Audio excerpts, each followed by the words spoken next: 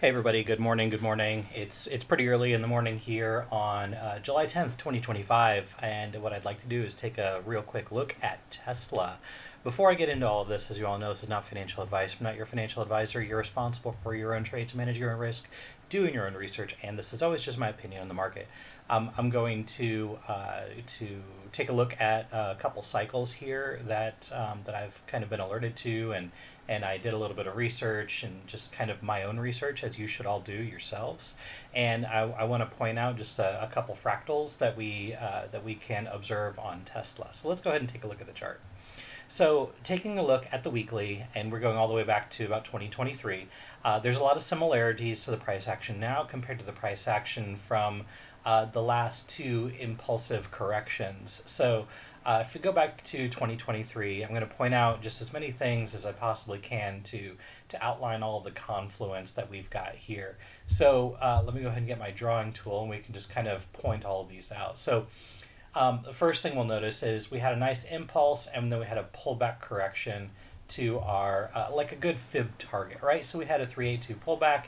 It went a little bit deeper, almost to the 50. It didn't quite get there, but that's a good fib pullback, right? And then we saw an impulse to create new highs, right? And it was, pretty significant as far as the highs go. So if I go ahead and just try and like measure this, right? So if we go from this low to this high, we're really talking about, 97% increase. And then we go through an extensive correction that lasts for, let's go ahead and measure this, right? So this lasts for about 280 days, and there's about a 60% decrease, right? So we'll just kind of keep that in mind. That's not as important as what happens after you have this impulse and then a pullback, a nice little ABC pullback, right? Nice 97% increase from there. Now, what we have over here is we have the same thing. We have a nice, move up, and then we have our pullback. And again, this pullback does go a little bit deeper. It goes deeper than the 50. It almost gets to the 618.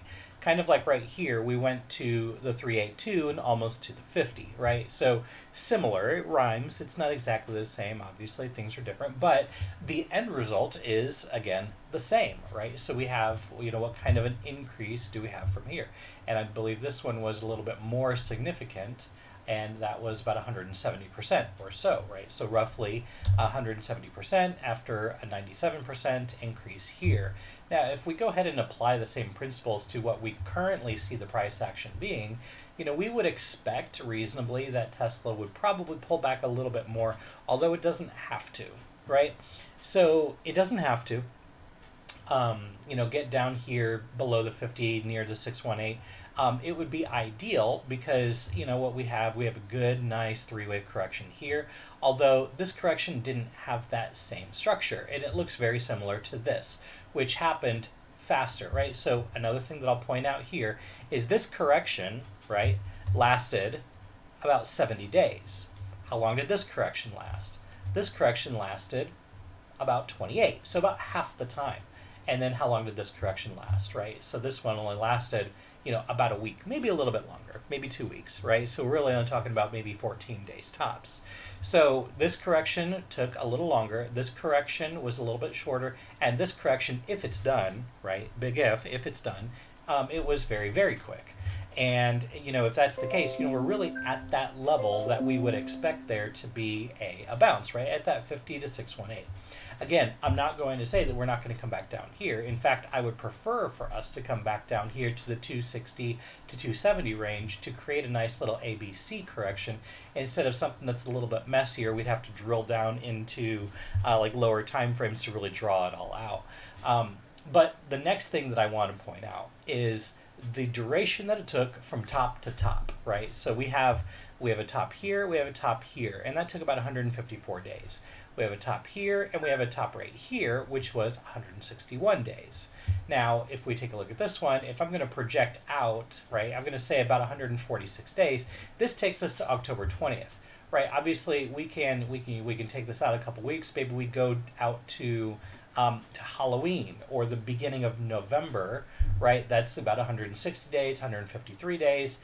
It's roughly in that same duration as the top to top on the other two. And again, that is, it's kind of important to point out. So, another thing that I want to point out is the duration from a time-based fib extension, right? You see these white lines on here. You're probably like, what are those? So what I did is I measured the beginning of the impulse to the end of the impulse to the end of the correction, and I projected from there. And if you take that, we have our extension right here, which was basically the top. And then we have an extension right here, which was a couple weeks after the top. So again, remember I mentioned that this correction was the longest correction. This correction was faster, so the top happened a little bit sooner, right? And again, going out to this, if we're projecting a bottom to be, roughly this week, maybe we'll see how everything goes. We would expect there to be a top somewhere around this area, which is going to be around October 20th. So this all lines everything up. But now, what about the indicator, right? So the indicator is also a really key aspect here. So we were talking about this on the Discord, and when we had a bottom here, and we had a bottom here, and then when we had a bottom, say, right here, or if we even take this out to this area, which I'll go ahead and measure based off of this correction target, which hasn't hit yet, but it's all going to be relevant. When we got this area right here, you look straight down, right, that's going to be right here, we had the wave master on the weekly was slanted downwards, right? And same thing right here. If we take this and we look down, it's right here. Wave master indicator was slanted downwards. Okay, and same thing right here. Wave master indicator is slanted downwards. Now, let me go ahead and clean this up. What happened next? Obviously, we had a big impulse here and a big impulse here, and like a bigger impulse, and I'm not really expecting like a huge impulse here. I think the market in general is pretty overbought right now, so I'm being very cautious about this, but the fractal itself is there, and you really can't ignore it. So what happened here is the weekly took some time, but it rebounded, right? Same thing right here. The weekly, it took some time, but it eventually rebounded. And this one, again, could take some time before it rebounds. And so that would be the, the fulfillment of that fractal if something like this were to happen. Now, one thing that I'm going to point out is there is one major difference from the way that the price action looks today compared to what the price action looked like in the beginning or roughly March, April of 2024, and then of course December, January 2023. So December 2022, January 2023. Things look very different.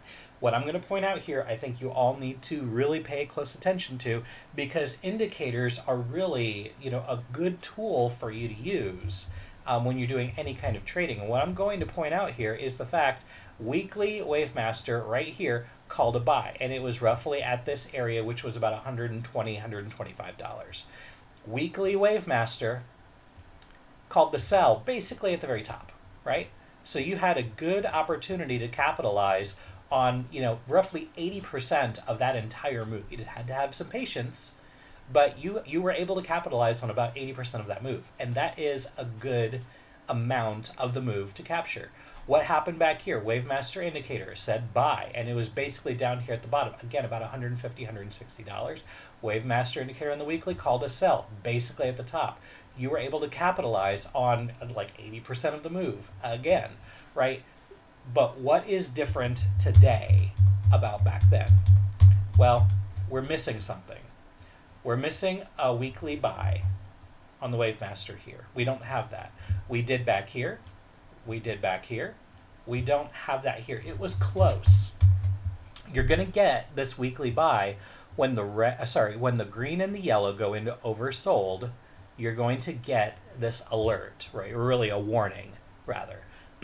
And we didn't get that. We were very close about here, but we didn't get it.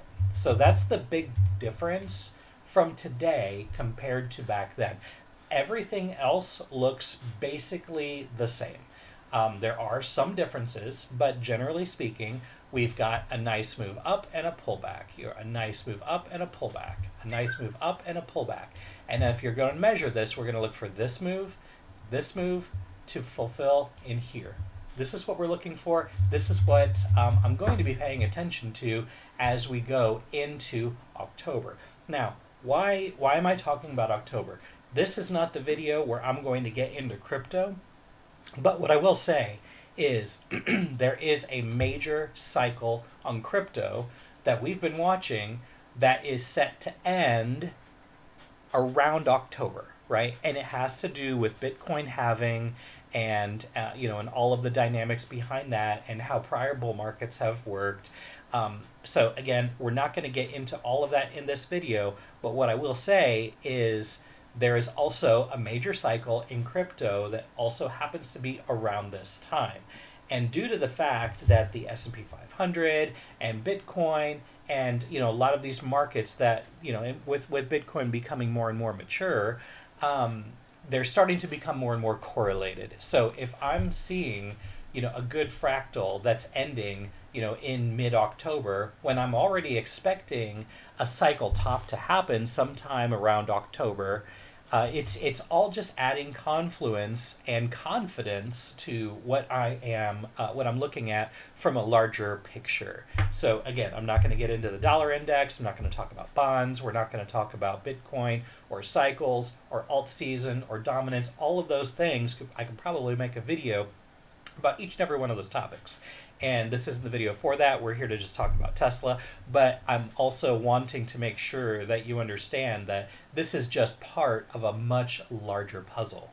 And again, we don't know what's going to happen from like a global dynamic with wars and natural disasters and finance crisis and whatever might be looming around the corner that's going to cause things to collapse. If something like that is going to happen, it looks like it's not going to happen until October. So that's what I'm looking at here. That's what I'm seeing. I'd love for Tesla to come back to about the 265 range. That would be fantastic.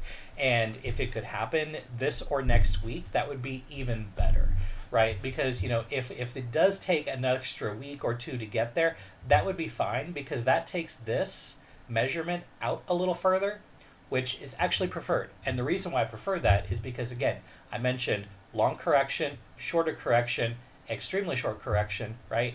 So this goes to that extension. This is slightly before, and this third one would likely come before that as well. So if this takes another week, maybe two, to finish correcting, that would be fine.